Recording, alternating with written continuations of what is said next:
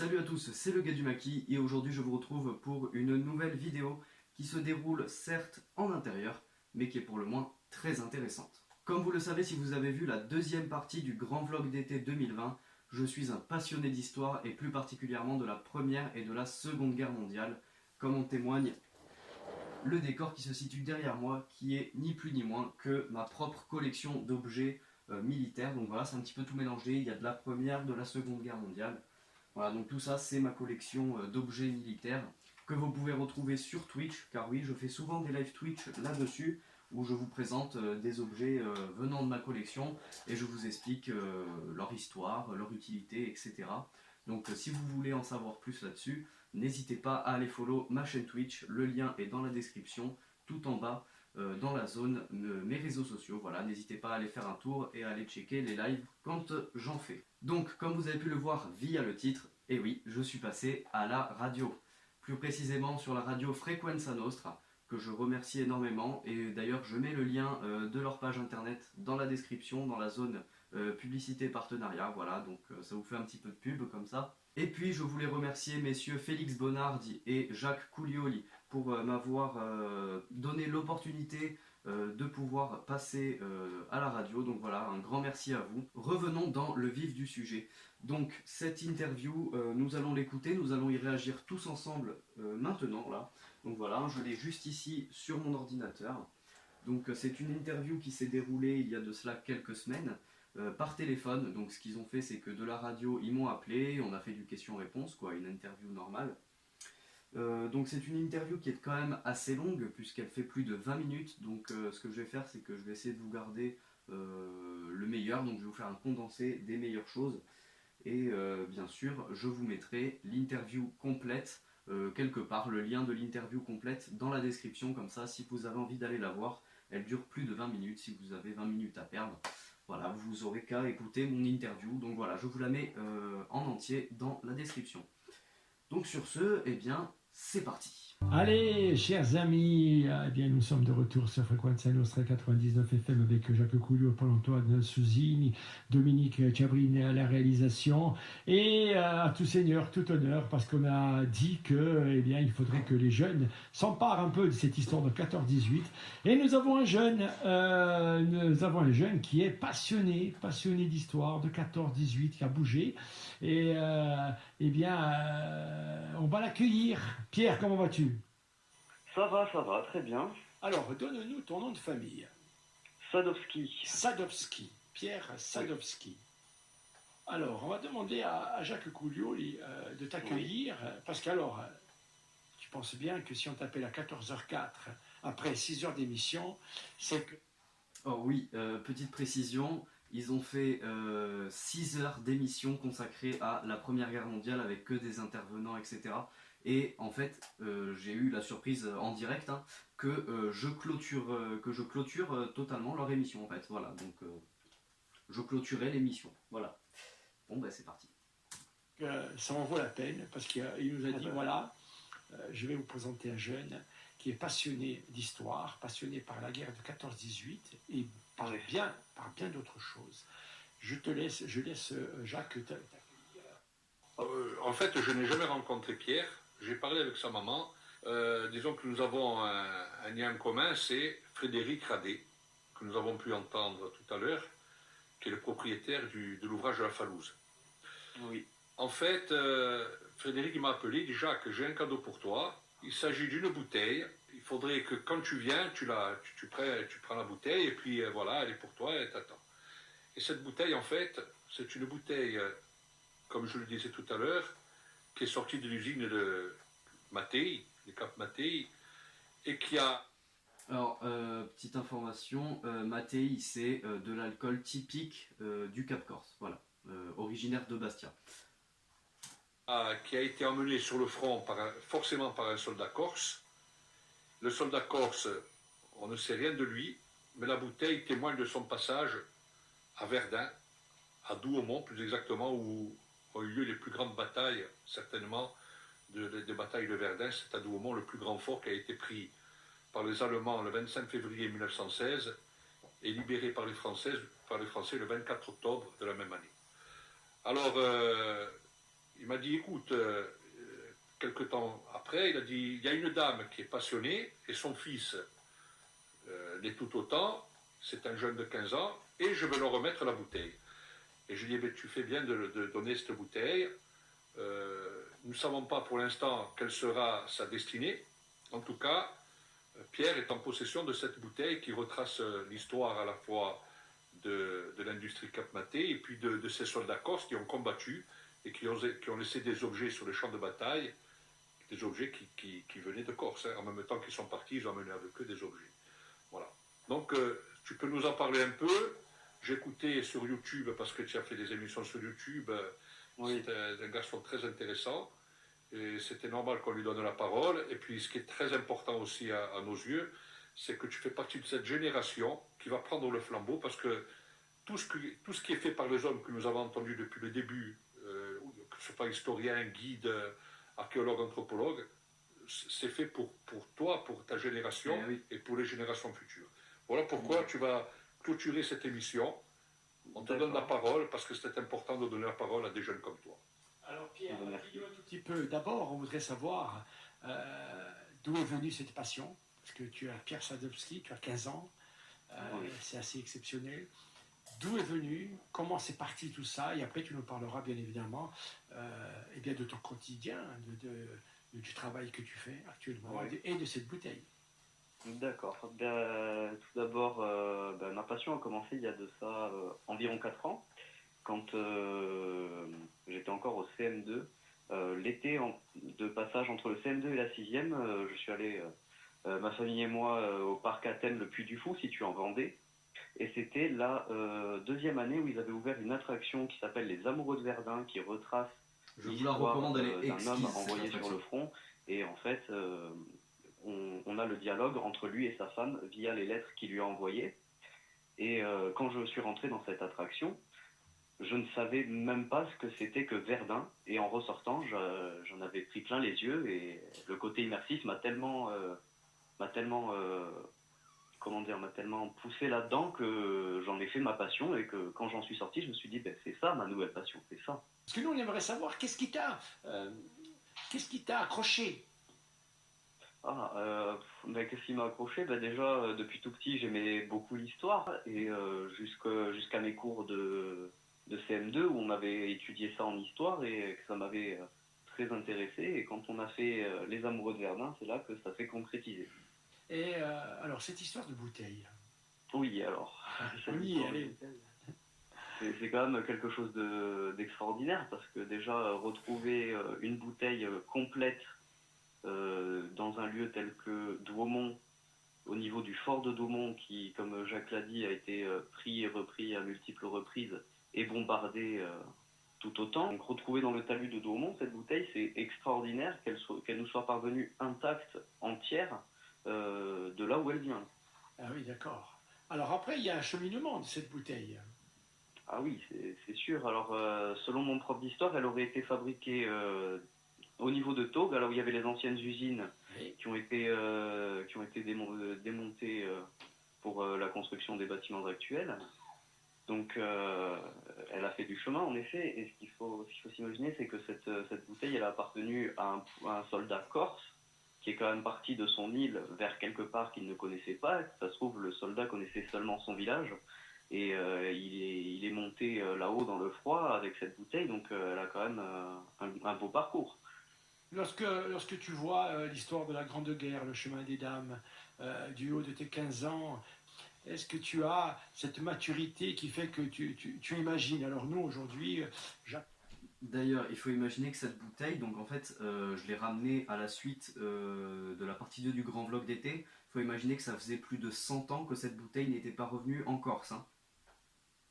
Ça fait réfléchir. que nous a amené les casques, les obus, il m'a même offert une balle. Qu'est-ce que ça t'inspire et qu'est-ce que ça te dit? Est-ce que tu imagines leur quotidien? Quand on voit dans les livres, les photos, tout ça, on se dit ah oui, les pauvres quand même, ça devait pas être facile, mais quand on est sur le terrain, on voit la difficulté du terrain. Est-ce qu'il y a un aspect de cette grande guerre qui t'a intéressé plus qu'un autre?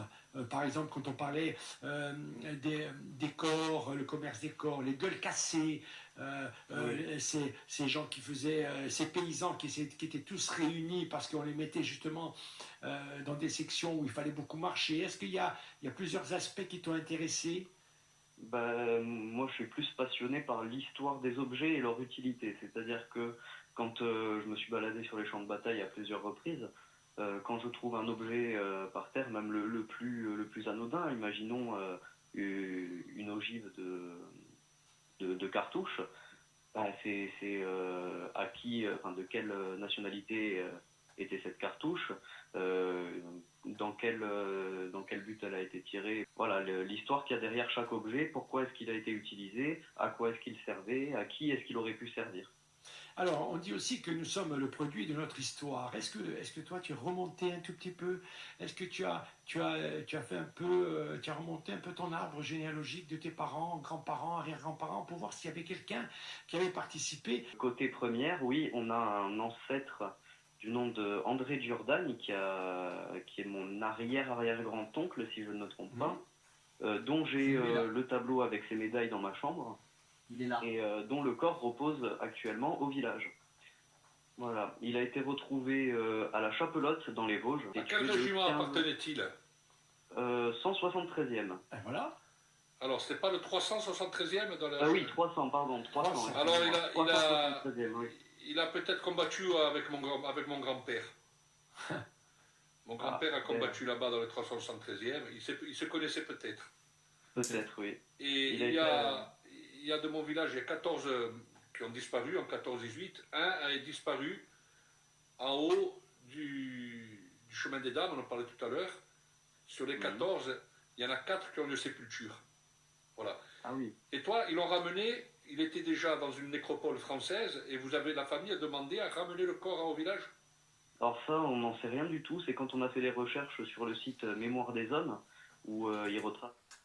Site Mémoire des Hommes que je vous conseille si vous avez des aïeuls décédés pendant première, seconde, guerre d'Algérie, etc. Vous pourrez retrouver leurs fiches de combattants et pas mal d'informations là-dessus, l'endroit où ils sont enterrés. Et c'est grâce à ça que j'ai su que mon arrière-arrière-grand-oncle, dont les médailles sont ici, était enterré au cimetière communal de la commune où j'habite. Voilà. Donc si vous avez justement des ancêtres, qui seraient morts pendant les conflits mondiaux, etc. N'hésitez pas à aller chercher sur Mémoire des Hommes, voir si vous avez, si vous pouvez trouver des informations là-dessus. C'est l'histoire des soldats disparus, qu'on a vu que il a été tué le 15 septembre 1915 dans les Vosges, et que le corps était enterré au village natal, enfin au village d'origine. Donc ça nous a intrigués, on a un petit peu cherché. Et en effet, on a retrouvé la plaque sur le tombeau familial. Quelle est la bataille qui t'a le plus impressionné lorsque tu as cherché un tout petit peu historiquement? Je pense que c'est la bataille de Verdun, puisque c'est, pas déjà du fait qu'elle soit le plus connue, mais surtout que ce soit l'une des plus longues de cette guerre, elle a duré quasiment une année, qu'elle a été très difficile physiquement et mentalement pour les soldats, du part de la boue, le froid, la pluie. Comme je disais, le jeune Corse qui connaît que son village, qui monte là-haut dans la neige, le froid, la boue, ça a dû bien lui changer. Et puis, faut aussi dire que la bataille de Verdun, c'est quand même l'une des batailles les plus sanglantes de la Première Guerre mondiale. On pense qu'il y a environ 60 millions d'obus qui sont tombés à Verdun, sur un champ de bataille qui fait 20 km². Donc c'est énorme. Il n'y restait pas 1 centimètre de verdure. Ah non, pas du tout. Et c'était une bataille franco-allemande, c'est-à-dire que ni les Américains, ni les Anglais, ni les Canadiens ont participé à cette bataille de Verdun, où les deux opposants étaient les Français d'une part et les Allemands de l'autre. Pierre, actuellement, ton quotidien, parce que Jacques me disait que tu intervenais sur YouTube, est-ce que tu as un travail au quotidien sur cette mémoire? Ah non, c'est comme je suis passionné de cette époque et que je suis monté à Verdun cet été, je me suis dit pourquoi pas faire une vidéo pour D'ailleurs, allez la voir, c'est la partie 2 du grand vlog d'été 2020. Pour ceux qui ne l'auraient pas vu, elle est extrêmement intéressante. D'une part, montrer ce que j'ai vu, montrer mon ressenti par rapport à ça, montrer quelques endroits assez importants, et aussi en tant que devoir de mémoire. Tu es le bienvenu sur Frequenza Nostra, même par téléphone. D'accord. Si tu veux, de temps à autre, et Jacques, tu peux le contacter, hein, tu peux faire notre... Je voudrais lui poser une question justement avant de conclure. Et bien évidemment, si tu veux travailler sur une émission sur l'histoire de Il est passionné par la Deuxième Guerre mondiale aussi. mais pas que, si tu veux 20 minutes par semaine, 20 minutes par mois, 20 minutes tous les 3 mois, comme tu veux, tu es le bienvenu sur Frequenza Nostra. Alors la question que je... Donc voilà, en gros, si vous n'avez pas très bien suivi, ce qu'il me propose de faire, c'est animer une chronique de 10, 15, 20 minutes, une fois par semaine, une fois par mois, une fois tous les 2 mois, enfin, etc. Sur l'histoire, sur la Première, Seconde Guerre mondiale, enfin voilà, donc ma passion, et ça se passerait sur Frequenza Nostra. Donc c'est un projet qui est en cours. Je compte probablement faire des chroniques sur Frequenza Nostra, donc peut-être je vous les ferai partager en live sur Twitch ou alors par vidéo, je ne sais pas encore. Ce sera sans doute par live sur Twitch, voilà, donc n'hésitez pas à suivre Frequenza Nostra si vous voulez m'entendre faire mes chroniques. Ce n'est pas encore en place, mais ça ne saurait tarder. Je voudrais poser avant de terminer cette émission. Oui.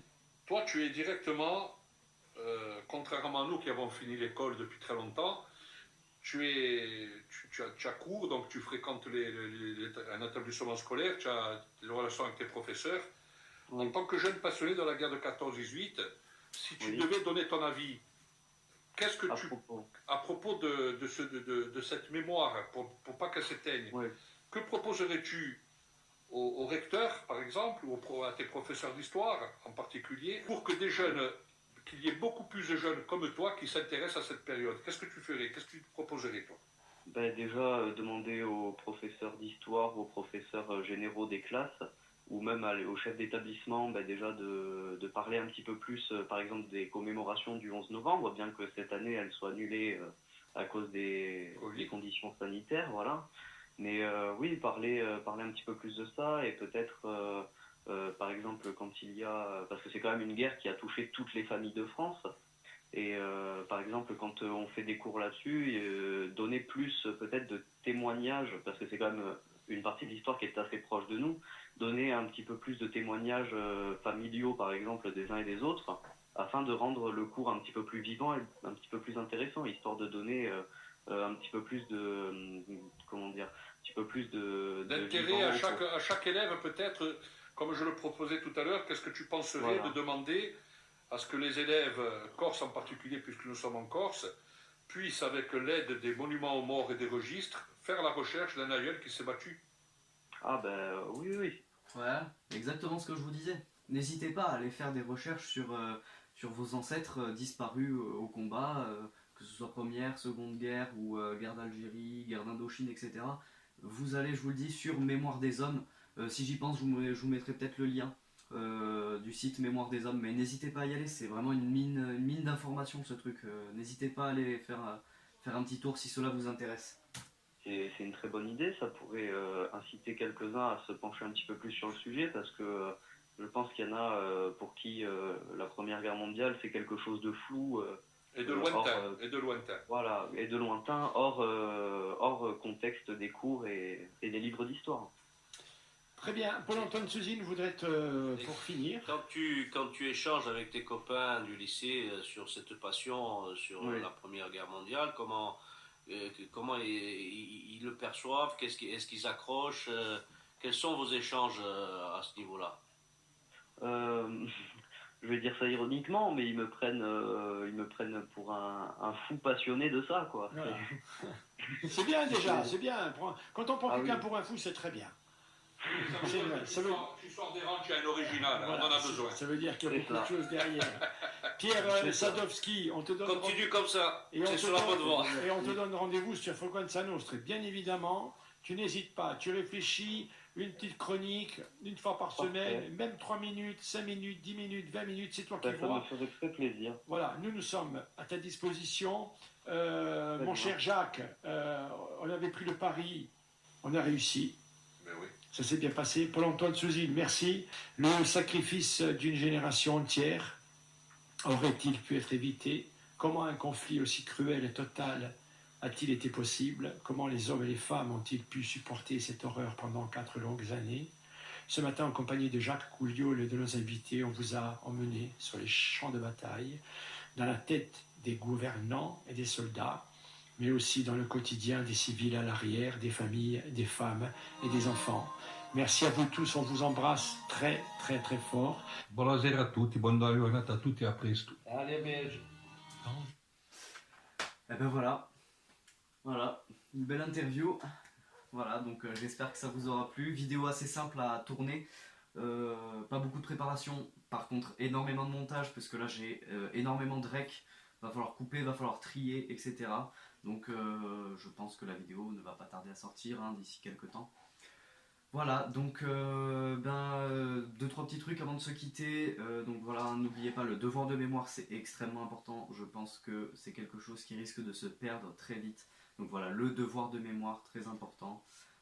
N'hésitez pas, comme je vous l'ai dit, pour le perpétuer, ce devoir de mémoire, allez chercher sur Mémoire des Hommes l'histoire de vos ancêtres qui peut-être seraient morts durant ces conflits. Donc merci beaucoup encore à Jacques Coulioli et Félix Bonardi de m'avoir reçu à Frequenza Nostra, enfin sur les ondes de Frequenza Nostra. Je vous remercie énormément. Voilà, donc je pense qu'on va pouvoir se quitter là-dessus sur cette note positive. Donc voilà, n'hésitez pas à me faire part de vos retours. N'oubliez pas, l'interview est en entier, le lien dans la description. Voilà, n'hésitez pas à aller checker tout ça. N'oubliez pas que je risque de faire, il y a des chances que je fasse quelques chroniques sur Frequenza Nostra. De toute façon, je vous tiendrai au courant sur les réseaux sociaux. Mes réseaux sociaux, bien sûr, dans la description, le lien. Et n'hésitez pas aussi à aller me suivre sur Twitch si vous voulez voir l'histoire de tous les objets qui se trouvent derrière moi. Voilà. Sur ce, les amis, je vous remercie. D'avoir écouté cette interview, d'avoir regardé cette vidéo. Je remercie une énième fois Frequenza Nostra, Jacques Coulioli et Félix Bonardi de m'avoir reçu. Voilà, ça m'a fait extrêmement plaisir, je vous en remercie. Et ben moi, sur ce les amis, je vous dis à la prochaine pour une nouvelle vidéo. Allez, ciao!